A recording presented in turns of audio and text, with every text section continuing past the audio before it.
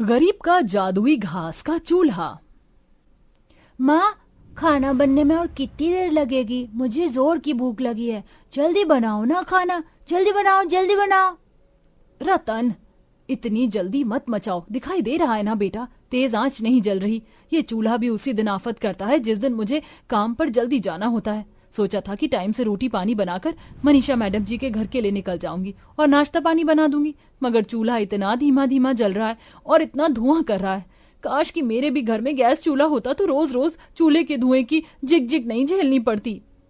बड़े दुख के साथ ये कहते हुए शीतल चूल्हा फूंक कर आग जलाने लगती है। जहां आस पड़ोस में रहने वाले सबके घर में गैस चूल्हा था, शीतल के घर परिवार की दशा बिगड़ी हुई थी, जिसमें मियाँ बीवी, 2 बच्चे और बूढ़ी कैलाशी सास थी, जो किसी तरह 2 वक्त की रोटी कमाते खाते दिन गुजार रहे थे।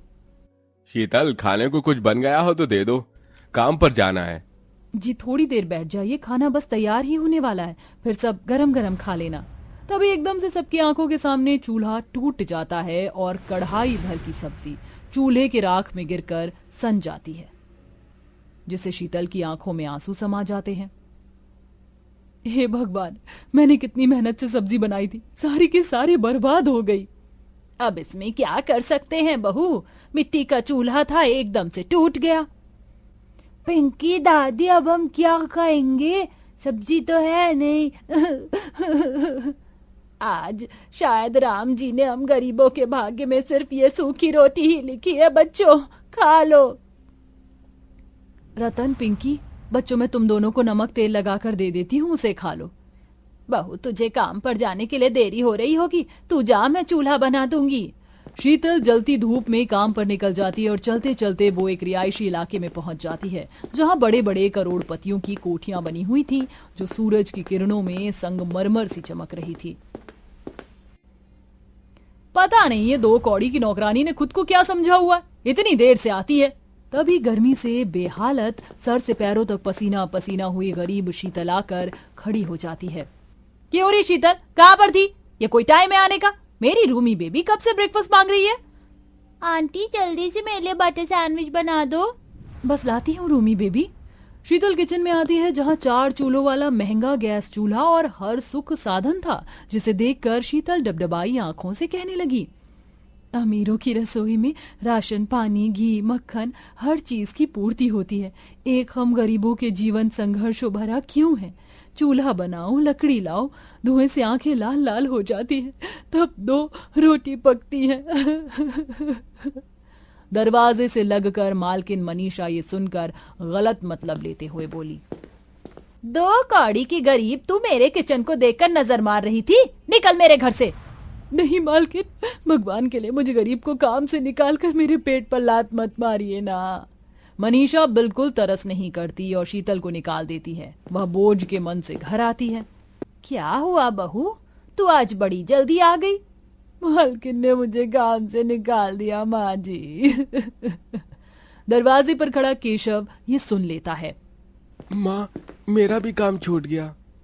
पर तू कितना मेहनती है केशव, और तूने तो कहा था कि इस महीने के बाद मालिक तेरी पगार बढ़ा देंगे, फिर ये सब कैसे?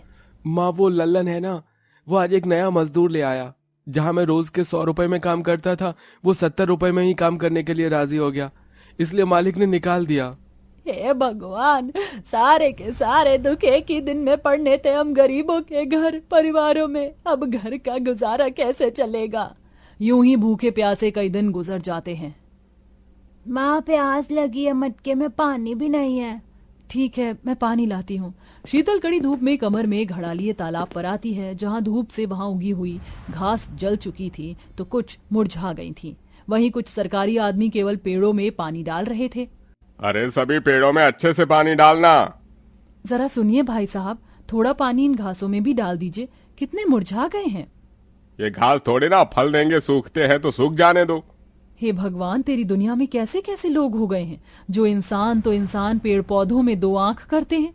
अगर पेड़ फल देगा तो ये उसी को ही पानी डालेंगे, और बेचारी ये घास गर्मियों में इंसान को बैठने के लिए ठंडक देती है, इनकी कदर नहीं। इनमें मैं पानी डालूंगी। शीतल तालाब में से कई मटके पानी निकालकर पूरे घासों में छींट देती है, जिससे उसके दिल को सुकून मिलता है। चलो प्यारे घास, अब तुम फिर से हरे भरे हो जाओ। जल ही तो तुम्हारा आहार है ना, लेकिन मेरा परिवार तो इतने दिनों से बिना खाए पिए बगैर है।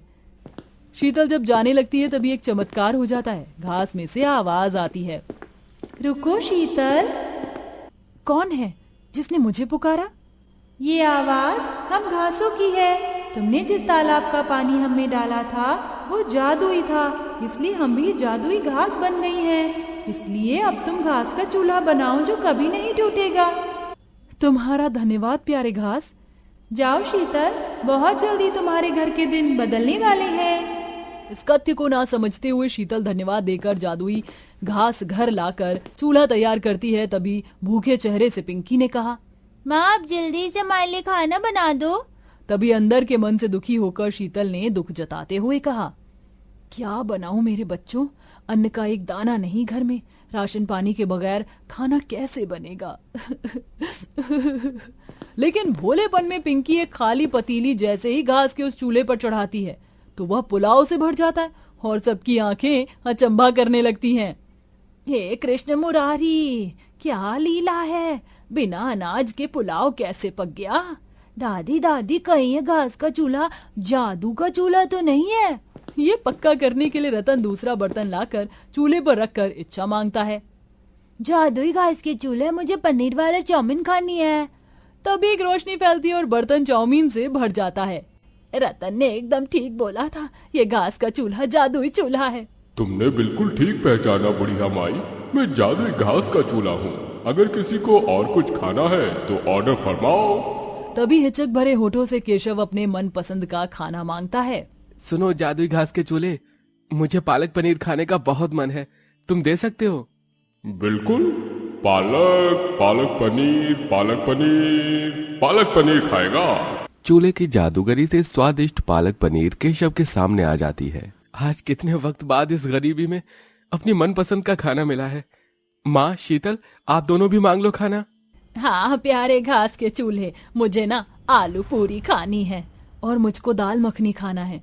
फिर उन दोनों के मनपसंद का खाना भी हाजिर हो जाता है। उस दिन शीतल के गरीब परिवार का पूरा घर जादुई घास के चूल्हे की वजह से भर पेट कर खाना खाते हैं। माँ शीतल, थोड़ा थोड़ा पालक पनीर चख कर देखो ना, कितना अच्छा बना है। नहीं, मुझे तो अपनी दाल मखनी अच्छी लग रही है। और मुझको अपनी आलू पूरी। इतने सालों की गरीबी देखने के बाद आज 1 बरसों के बाद हम गरीबों ने ऐसी शाही दावत खाई है। इस जादुई घास के चूल्हे की चलते किसी ने बिल्कुल ठीक ही कहा है, भगवान जब देता है तो छप्पर फाड़ कर देता है। कहाँ तो इतने दिनों तक गरीबी में हमारे घर का चूल्हा भी नहीं जला और ना ही हमारे घर में एक चूल्हा भी नहीं था। अब भगवान ने भी दिया भी तो जादुई घास का चूल्हा दिया। माँ जी, क्यों ना इस घास के चूल्हे से ही हम अपना एक खुद का ढाबा खोलकर चलाएं और गरीबों को थोड़ी सस्ते में खाना खिलाएं। इससे आमदनी भी होगी और लोगों की भलाई भी। तुम क्या कहते हो जादुई घास के चूल्हे, क्या तुम हमारा साथ दोगे? चूल्हा मुस्कुराते ठिलाते हुए कहता है, बिल्कुल, मैं तुम्हारा साथ दूंगा। आखिर में चूल्हे का जादू का इस्तेमाल करके शीतल केशव खाने का ढाबा खोल लेते हैं, जिसमें वह हर तरह का आइटम रखते हैं, जहां खाने की स्वाद के चलते खूब लोग आते और उनका ढाबा खूब चलता है। और गुजरते दिन के साथ देखते देखते उनकी गरीबी की जिंदगी बदलकर बहुत अच्छी बन जाती है। जहां जिसके पास देने के लिए पैसे नहीं होते उन्हें फ्री में ही खाना खिलाया करते, क्योंकि जिंदगी भर अगर सिर्फ धन रुपया पैसा ही कमाए मगर किसी की दुआएं नहीं ली तो उसका भी क्या लाभ है।